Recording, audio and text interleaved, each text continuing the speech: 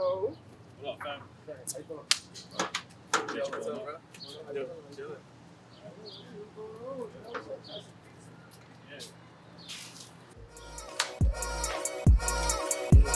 Pizza.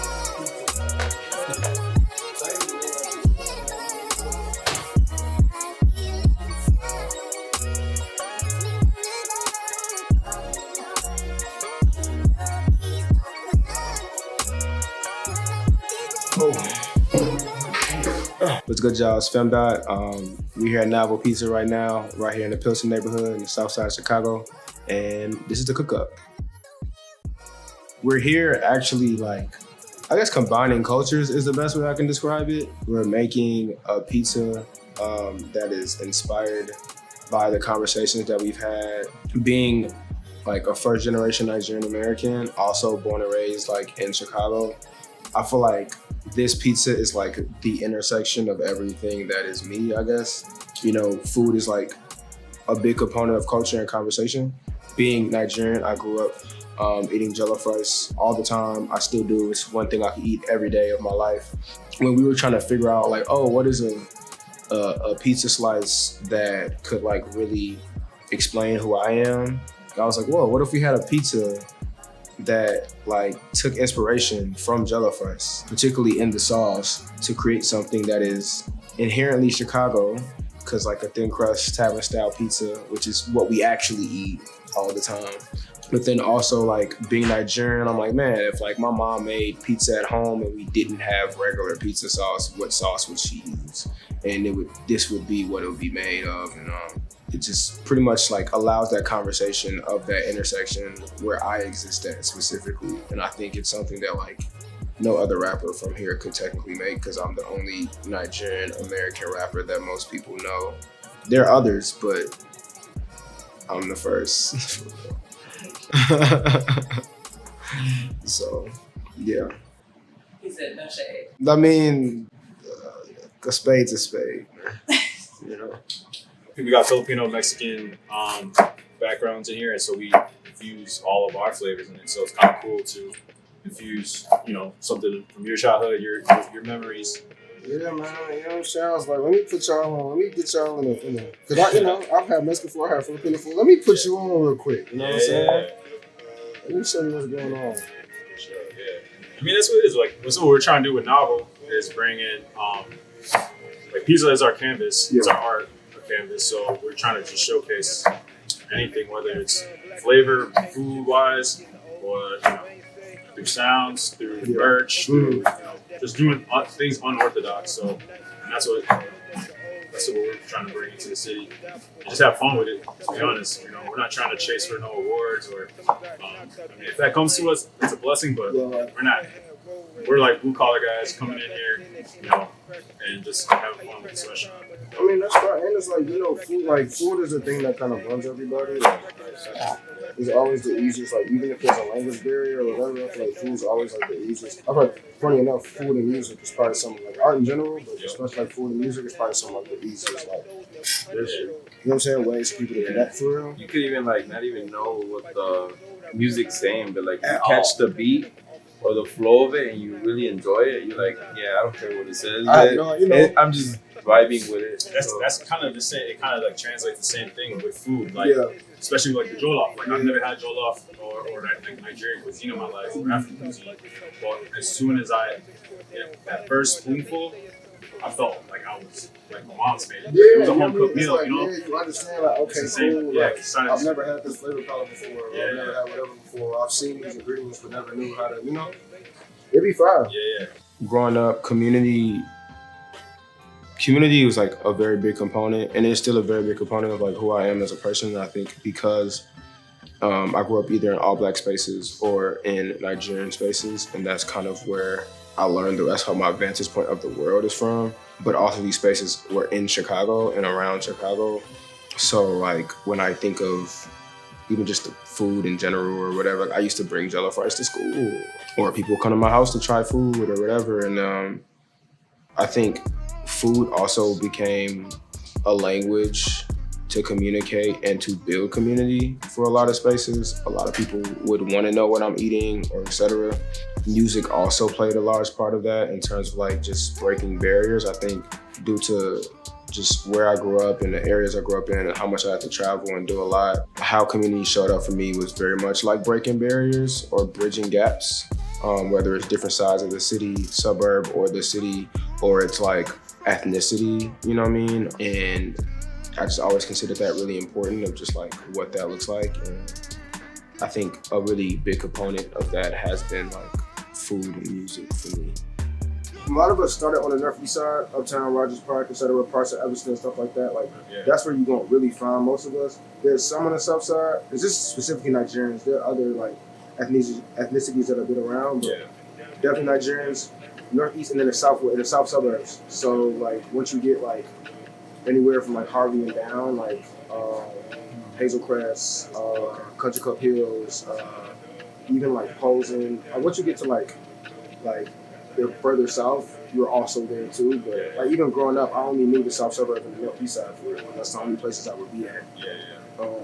But that's where you'll find us at in bulk. There's one person to buy a house and one person to pull up. And, you know, they tell everybody else to come. So, but you don't really think about it, like the segregation shit, until like you realize, like, damn, I don't really leave my neighborhood like that. Or like you go somewhere else, or you try some different food. Like, damn, where can I get this at in the city? Because it's not like I can just as go a kid. I only knew like Mexican food. I didn't know nothing besides like my parents never took me to like an Italian restaurant to go eat, you know, masticholi or like they never took me to anywhere. Like you know, so like.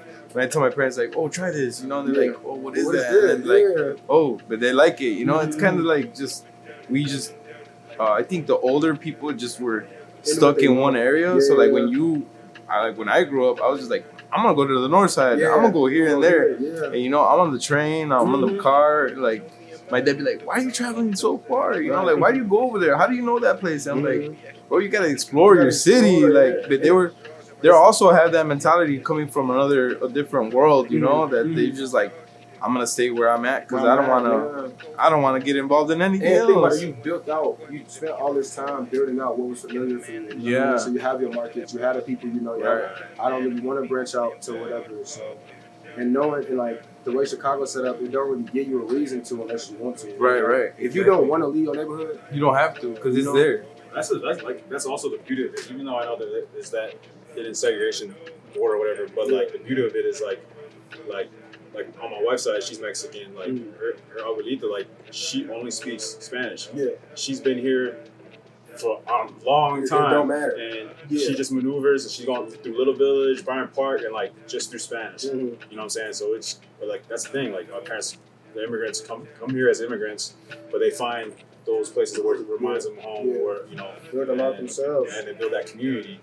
And it keeps food authentic. You know what I mean? Definitely. That's why. According to me, I'm like, man, Chicago got better tacos than Mexico down there. Depending on where you go, I'm like, man, like. Nah, we got really good food. It's kind of crazy. So it's like. There are so many issues that come with the segregation that's set up in Chicago, especially because usually you can, based on region of who lives in the areas, how much access people have to stuff, and you know what I mean, stuff like that.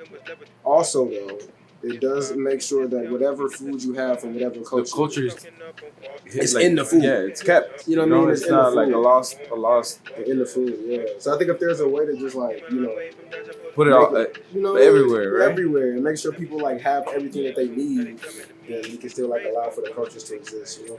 When I think about just kind of what we have being the things that we actually need, and being able to like, you know, make something beautiful out of that. Because I think it's not even just like everything I need is what I have. Everything I need is what I have, and what I need is beautiful things. You know what I mean? When I think of like growing up and just the foods, like even culturally, when you think of like Nigerian food or a lot of food from like different places, a lot of times the ingredients are things that are able to be stretched. The ingredients are things that are able to last long, or you cook in this way to allow things to last long so you can feed yourself for longer, and you get innovative or stuff like that. Mexicans, you know, like we make a salsa, and like you either put it on your eggs, or you get some pork rinds and throw it in there and make the pork rind softer, and then it's just like a different, and then you just throw it on rice. You make a bunch of like chilaquiles. You can make a bunch of different dishes based off that salsa. You just make a bunch of it, and then just later on just toss it into tortillas and make chilaquiles.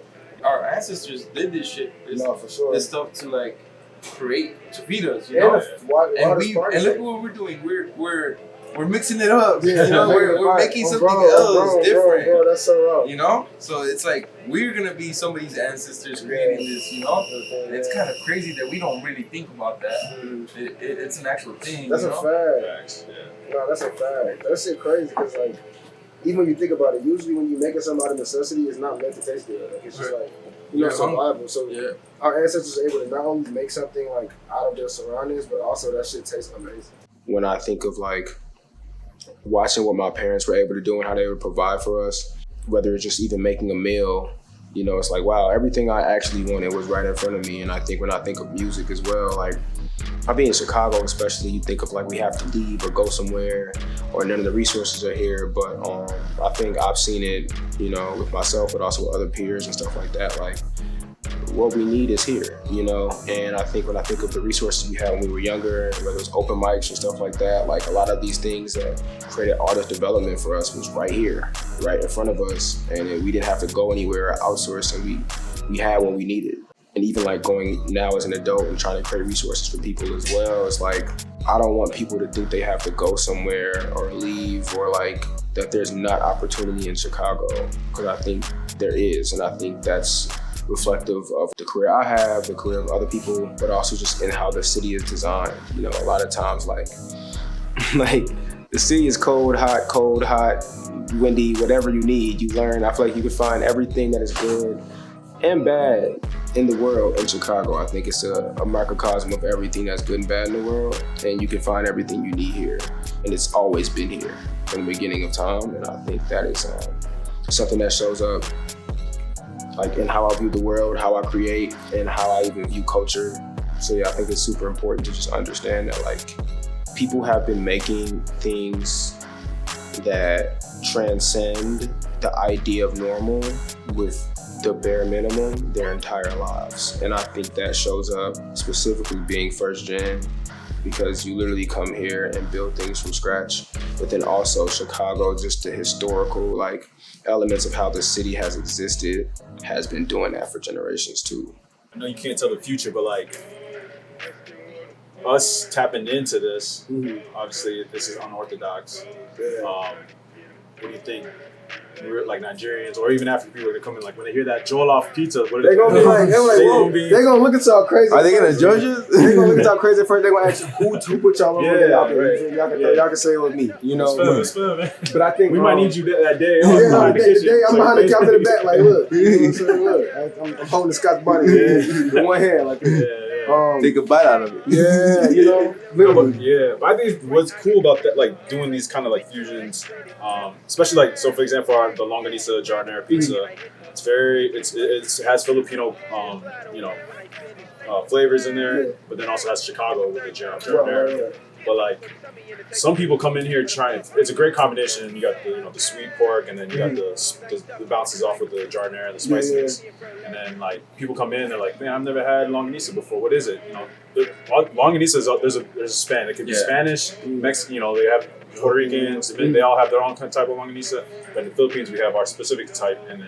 But like when they try it, it's like the gate, the entrance, the door is open. They're like, damn, I like that Longanisa. Let me go see what restaurant carries like the authentic, like then it sparks that like the idea like, damn, I want to try some real Filipino food. No, facts. So with this, like I'm like for me already, like going in smelling all this stuff, I already want to tap into like authentic, African Nigerian. You know what I'm saying? That's why I'm asking you this question. What's the spots I need to hit up? So that's what, like when we do this, that's what I'm hoping the customer comes in. Expands this palette. And I think it's just, and I think like we was talking about earlier, how like music and food, like it's usually how people are able to communicate and cross the boundaries. So it's like even just like us coming in here and putting all of this is a larger conversation of like us exchanging cultures, seeing similarities and stuff like that. Oh, you know definitely. What I mean? You can taste that, and you can have a physical thing that you can actually taste the blend of a culture. You know what I mean?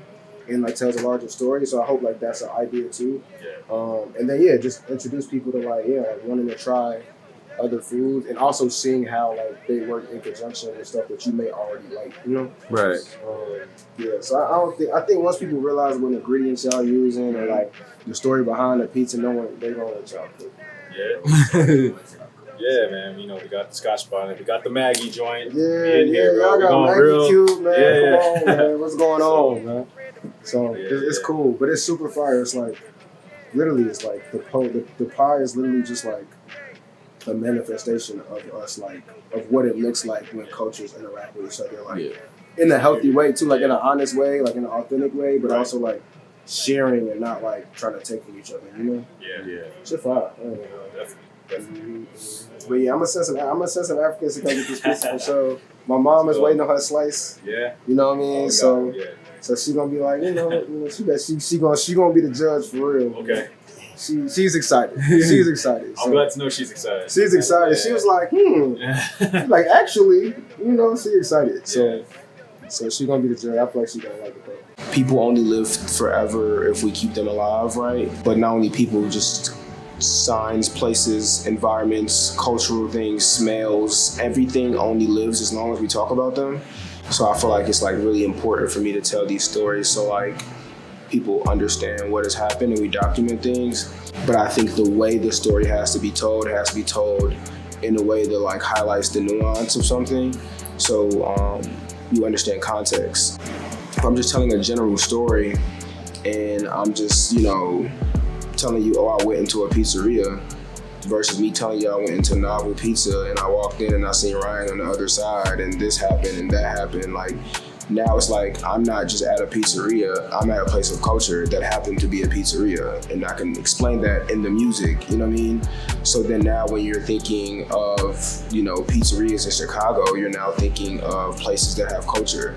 And then you understand the idea of how important pizza has been in Chicago throughout context, you know what I mean? So I think it's just really important when storytelling to give the nuance or give the attention to detail that allows you to understand that there's really a deeper idea behind anything. And I think it's really cool watching that also show up in food, right? Because like, why did you pick this ingredient? Why does it show up that way? What does this remind you of? Oh, this is an ode to my father, or oh, this is an ode to my pizza's kind of an ode to my mother, at a point, because that's who was making the Jollof rice for me to eat. And it's like telling stories through art is how culture survives for real, and people survive as a result.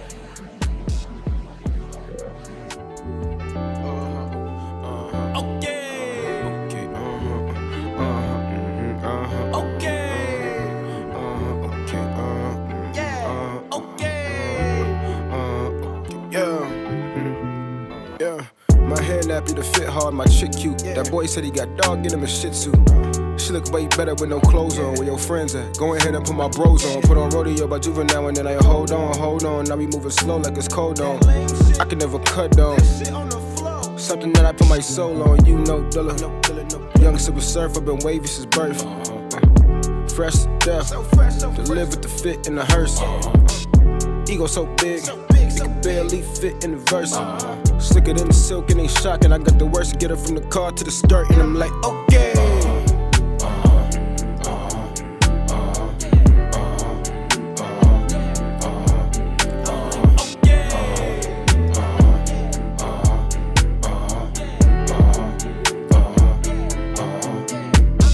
Second number, I just grabbed the trap phone. Shorty asked me for my number, I gave her that phone. Conversations about getting a backbone. Could be a setup and you know I can't let that go. Can't fold, family need me, I'm the backbone. Doc got a P hat on. Riding in the North Pole with a pole in the front seat. He don't want smoke if I'm speaking bluntly. It's feminist, the hella verses, but ain't nothing weak. Got hoes fighting for me in the street like Chun-Li. Take 'em out back, Crocodile Dundee. Countdown 2, 3, I'm like, okay.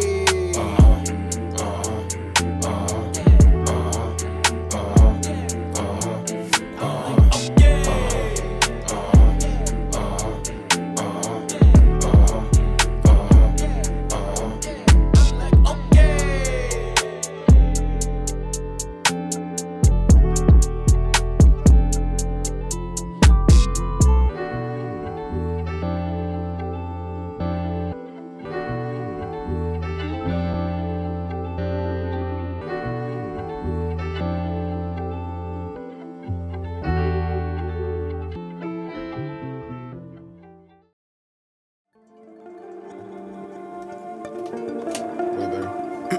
Hey.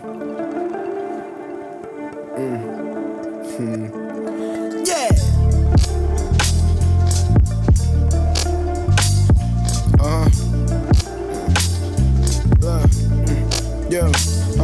Look, lost it all, it's time to get back working. Word on my shoulders, shit got my back hurting. Yeah. Never tried to act perfect, rather crash out than not get it back.